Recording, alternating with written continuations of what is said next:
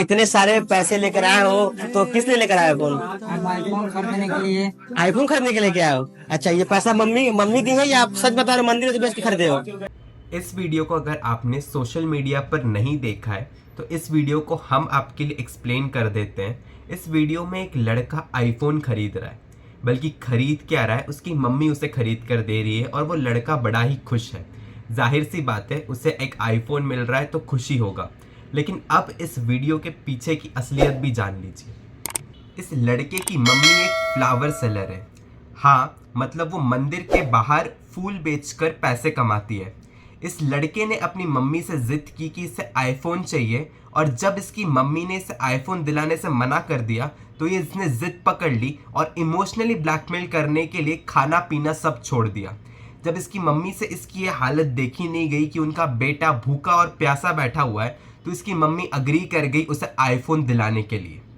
और उनकी जो भी सेविंग्स थी उनकी लाइफ में, उससे उन्होंने पैसे निकाल कर इसको आईफोन ले दिया।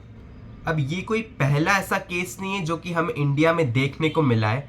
आजकल के यूथ में ये काफ़ी कॉमन हो गया है कि अपने डिमांड्स को पूरा करने के लिए, अपनी नाजायज़ डिमांड्स को पूरा करने के लिए ये या तो अपने पेरेंट्स को इमोशनली ब्लैकमेल करते हैं और उन पर प्रेशर बनाते हैं, या तो फिर सीधा ही उनके बैंक अकाउंट से पैसे निकाल लेते हैं बिना उनकी परमिशन के। ऐसा ही एक और केस देखने को मिला था जहां पर पंजाब के एक टीनेज लड़के ने अपने पेरेंट्स के बैंक अकाउंट से लगभग 16 लाख रुपए खर्च कर दिए थे एक डिजिटल गेम पबजी में। 2020 की ये बात है।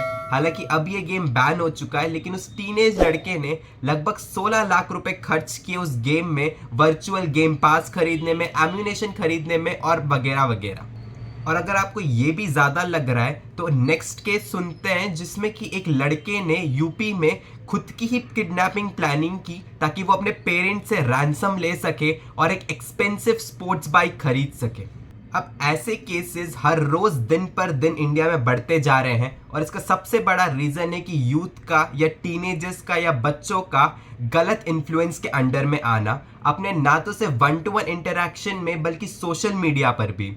ये सोशल मीडिया पर कुछ गलत छपरी इन्फ्लुएंसर, और तो और कुछ यूट्यूबर्स की भी बात कर ले जो कि अपने डेली लाइफस्टाइल और लग्जरियस थिंग्स को फ्लॉन्ट करते रहते हैं यूट्यूब पे। उस चीज़ से ये बच्चे या यूथ अट्रैक्ट होते हैं और उसके बाद एक गलत कदम उठाने पर आ जाते हैं। क्यों? क्योंकि इन्हें उन महंगी चीज़ों का शौक पड़ जाता है कि इनके पास है तो हमें भी चाहिए, और फिर नाजायज़ तरीकों से ये फुलफिल करना चाहते हैं।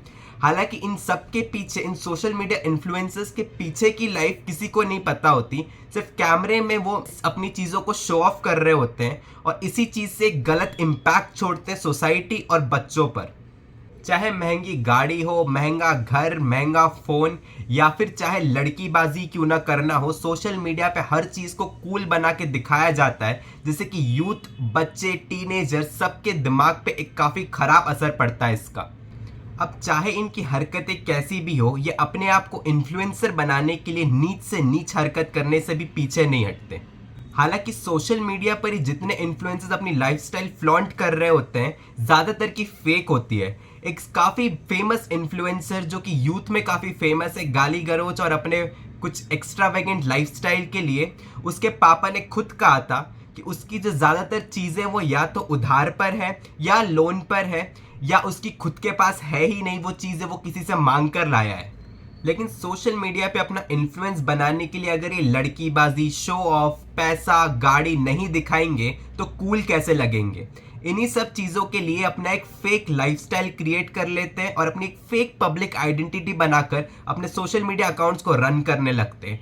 इन्हीं सब को देखकर जो युवा है या जो टीनेज बच्चे हैं स्पेशली, वो इनके इन्फ्लुएंस में आ जाते हैं और फिर गलत कदम उठाते हैं, अपने पेरेंट्स को ब्लैकमेल करते हैं। और इन सब चीज़ों के पीछे सिर्फ इन इन्फ्लुएंसर्स को जिम्मेदार ठहराना भी सही नहीं है, कि बच्चों और उनके फैमिली की भी उतनी ही गलती है कि उनको इस इन्फ्लुएंस से नहीं रोक पा रहे या नहीं बचा पा रहे हैं। एक और ऐसे ही केस की बात कर ले तो दिल्ली में एक ग्रुप ऑफ बच्चों को पकड़ा गया था, लड़कों को, जिन्होंने रॉबिंग शुरू कर दी थी। क्यों? क्योंकि उन्हें वेल्दी एंड सक्सेसफुल दिखना था, और इसका इन पर सोशल या फिर यूं कह ले कि पीयर प्रेशर था, वेल्दी एंड सक्सेसफुल दिखे, और इसीलिए इन्होंने रॉबिंग शुरू कर दी, लूटपाट शुरू कर दी। एक और केस अगर देख ले तो एक 17 साल के बच्चे ने बैंगलोर में अपनी फैमिली का गोल्ड चुरा कर बेच दिया क्योंकि उसे एक आईफोन खरीदना था। अब बच्चे इन्फ्लुएंस तो काफ़ी चीज़ों से हो सकते हैं, तो हम सिर्फ सोशल मीडिया की बात क्यों कर रहे हैं? तो ज़रा हम डेटा को देख लेते हैं। तो एक डेटा के अकॉर्डिंग इंडिया में 9 to 17 ईयर्स के जितने बच्चे हैं वो हर रोज़ 3 घंटे से भी ज़्यादा सोशल मीडिया पे टाइम स्पेंड कर रहे होते हैं। सिर्फ महाराष्ट्र की बात कर ले इस डेटा के हिसाब से तो 17% से ज़्यादा पेरेंट्स ने कहा है कि उनके जो बच्चे हैं वो 6 घंटे से ज़्यादा सोशल मीडिया पर अपना टाइम स्पेंड करते हैं। और वहीं पूरे नेशनल लेवल पे इसकी बात करें तो 22% रेस्पोंडेंट्स ने यही कहा है कि उनके बच्चे जो हैं वो 6 घंटे से ज़्यादा सिर्फ सोशल मीडिया पर स्पेंड करते हैं। तो इससे सोशल मीडिया इन्फ्लुएंसर्स का इम्पैक्ट कितना होता है एक बच्चे की लाइफ में, ये आप समझ ही सकते हैं। अब इस रिपोर्ट के अकॉर्डिंग सिर्फ 10% पेरेंट्स ऐसे थे जिन्होंने ये कहा कि उनका बच्चा खुश होता है या हैप्पी होता है गेमिंग या सोशल मीडिया पे टाइम स्पेंड करने के बाद, जिससे कि ये बात साफ होती है कि जो बच्चों पे सोशल इम्पैक्ट पड़ता है इन सोशल मीडिया का या सोशल मीडिया इन्फ्लुएंसर्स का, वो ज़्यादा से ज़्यादा नेगेटिव होता है देन बीइंग पॉजिटिव। अब क्योंकि बच्चे 9 से 17 साल की उम्र के बच्चे जो ये ऑनलाइन कंटेंट कंज्यूम कर रहे हैं, हम कंसिडर कर सकते हैं इस बात को कि ज़्यादातर बच्चे स्कूल जाते हैं, तो स्कूल से आने के बाद ये 6 घंटा अपना ऑनलाइन सोशल मीडिया प्लेटफॉर्म को दे रहे हैं।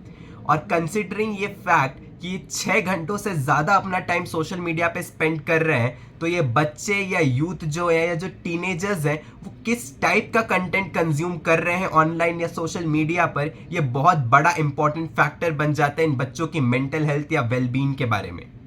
अब प्रॉब्लम बस इन इन्फ्लुएंसर्स के साथ ही नहीं है या उनके कंटेंट के साथ ही नहीं है, बल्कि गवर्नमेंट के साथ भी बहुत बड़ी प्रॉब्लम है। कई ऐसे छपरी इन्फ्लुएंसर्स को तो गवर्नमेंट खुद बैक करती है, यहाँ तक कि चीफ मिनिस्टर्स तक खुद प्रमोट करते हैं। ये ट्रॉफी जो एल्विस भाई को मिली है, ये एल्विस भाई को देते हुए मैं इनको कहता हूँ ये जनता को समर्पित करें, इन युवाओं को समर्पित करें। ये ट्रॉफी आज से युवाओं की। और कई सारे ऐसे कंटेंट क्रिएटर्स एक पर्टिकुलर प्रोपोगेंडा या आइडियोलॉजी को यूथ में पेनिट्रेट करने की कोशिश करते हैं, और जब वो चीज़ उनके अगेंस्ट काम करने लग जाती है तो गिरगिट की तरह अपने रंग भी बदल लेते हैं। लेकिन उस चीज़ का जो इम्पैक्ट है, जो खराब नेगेटिव इम्पैक्ट है, वो उस बच्चे के दिमाग में ऑलरेडी पड़ चुका होता है। अब देखिए, आज के टाइम में इन्फ्लुएंसर बनना कोई बहुत बड़ी बात नहीं है। आप कैसे भी करके 6-8 महीने में काफ़ी अच्छे इन्फ्लुएंसर बन सकते हैं अगर आपको चीज़ों को शो ऑफ करना आता है, या जो चीज़ें दूसरों के पास नहीं है उस चीज़ को आप फ्लॉन्ट कर सकते हैं सोशल मीडिया पे, जो कि बहुत ज़्यादा टेम्पटिंग या डिज़ायरिंग हो जाती है। या फिर गाली गलौज करना, ये तो बहुत ही ईजी वे हो गया आज के टाइम इन्फ्लुएंसर बनने का या सुपरस्टार बनने का यूथ के बीच में। लेकिन इन इन्फ्लुएंसर्स की रियल लाइफ क्या होती है ये सामने लाना बहुत ही एक मुश्किल काम है, क्योंकि सब कुछ कैमरे के पीछे से होता है, और इनकी रियल लाइफ या इन इन्फ्लुएंसर्स की असलियत क्या है ये यूथ तक नहीं पहुंचती है, जिसकी वजह से एक बहुत बड़ा नेगेटिव इम्पैक्ट क्रिएट होता है बच्चों के दिमाग पे, यूथ के दिमाग पे, कि सामने वाला अगर कर सकता है, सामने वाले के पास है, तो मेरे पास क्यों नहीं है या मैं क्यों नहीं कर सकता। कई सारे इन्फ्लुएंसर्स या कई सारे डेली ब्लॉगर्स या यूट्यूबर्स की भी बात कर ले तो वो अपनी पूरी लाइफ ही सोशल मीडिया पे शोकेस कर देते हैं। अब ऑडियंस भी उनको देख के सेंस ऑफ सेटिस्फैक्शन लेना शुरू कर देती है, क्योंकि शायद यूथ और बच्चों के पास वो चीज़ें नहीं होती जो वो इन्फ्लुएंसर या यूट्यूबर ऑलरेडी हासिल कर चुका होता है अपनी लाइफ में, या हो सकता है वो किसी से उधार मांग के लाया हो और फिर फ्लॉन्ट कर रहा हो। लेकिन बच्चा उससे इन्फ्लुएंस हो जाता है, क्योंकि उस बच्चे को भी या तो वो टेम्पटिंग लगता है या चाहिए होता है, और जब वो किसी के पास वो देखता है तो उस कंटेंट को कंज्यूम करना शुरू कर देता है। वो कैसा खाना खाते हैं, वो कैसे कपड़े पहनते हैं, वो कहाँ जाते हैं, क्या शॉपिंग करते हैं, ये सबसे बच्चे इन्फ्लुएंस होते हैं, यूथ इन्फ्लुएंस होता है। हालांकि ये इन्फ्लुएंसर्स जो है वो इस बारे में कभी नहीं बताते कि उन्होंने कैसे हासिल किया है, या इस ग्रीनरी के पीछे का रीज़न क्या है, कितनी मेहनत लगी है, और क्या ये सच है या झूठ है, इस बात को तो आप फैक्ट चेक कर भी नहीं सकते। लेकिन बच्चे जो होते हैं या जो यूथ होते हैं, स्पेशली टीनेजर्स, वो इस चीज़ से इन्फ्लुएंस इसलिए हो जाते हैं क्योंकि उन्हें उस 4-8 मिनट का सिर्फ ग्रीनरी दिखाई जाती है उस लाइफ की, ना कि उसके पीछे की मेहनत जो कि उसने शायद सालों साल की होगी, या हो सकता है कि एक फेक लाइफ क्रिएट करके बैठा हुआ है जिसके पीछे कोई मेहनत नहीं, और बस एक सुपरस्टार बनने के लिए, एक इन्फ्लुएंसर बनने के लिए वो शो ऑफ कर रहा है। और ऐसे ही कुछ डेली व्लॉगर्स या यूट्यूबर्स जो हैं वो अपनी फैमिली के प्राइवेट मोमेंट्स, कुछ पर्सनल मोमेंट्स, फैमिली मोमेंट्स को कंटेंट में क्रिएट करने के लिए उनको एक्सप्लॉइट करते हैं और फिर उनका कंटेंट बना के सोशल मीडिया पे डाल देते हैं, जिससे कि उन्हें व्यूज़ मिले या वो थोड़े बहुत पब्लिसिटी के हकदार बन जाए। एक बार ज़रा एजुकेशन पे भी नज़र मार लेते हैं। तो एजुकेशन लेवल की बात करें इंडिया की, तो 2011 के सेंसस के हिसाब से सिर्फ 4.5% इंडियन पॉपुलेशन जो है वो ग्रेजुएट लेवल तक एजुकेटेड है, और बाकी की जो 32.5% मेजॉरिटी पॉपुलेशन है वो सिर्फ प्राइमरी लेवल तक एजुकेशन है। यानी एजुकेशन का कितना लैक है वो साफ दिखता है इंडियन सोसाइटी में, और यही एक रीज़न बनता है कि इतने ईजिली बच्चे या टीनेजर स्पेशली जो है वो इतने ईजिली इन्फ्लुएंस में आ जाते हैं इन छपरे इन्फ्लुएंसर्स के, जिनके पास या तो कोई काम नहीं होता, कोई जॉब नहीं होता, और सिर्फ अपनी फालतूगिरी करते रहते सोशल मीडिया पर आकर। एक ऐसे देश में जहां पर एजुकेशन लेवल इतना कम है, ऊपर से एम्प्लॉयमेंट अपॉर्चुनिटीज दिन पर दिन कम होती जा रही है, तब अगर एक इंसान आके अपनी सक्सेस या लग्जरियस लाइफ फ्लॉन्ट करेगा, तो टीनेजर जो कि अपने टीनेज से निकल रहा है, एक ट्रांजिशन फेज से निकल रहा है, एक बच्चा जिसमें उतनी समझ नहीं है, वो इजीली मैनिपुलेट हो जाएगा इनकी इस शोबाजी को देखकर और एक गलत रास्ते की तरफ जाएगा।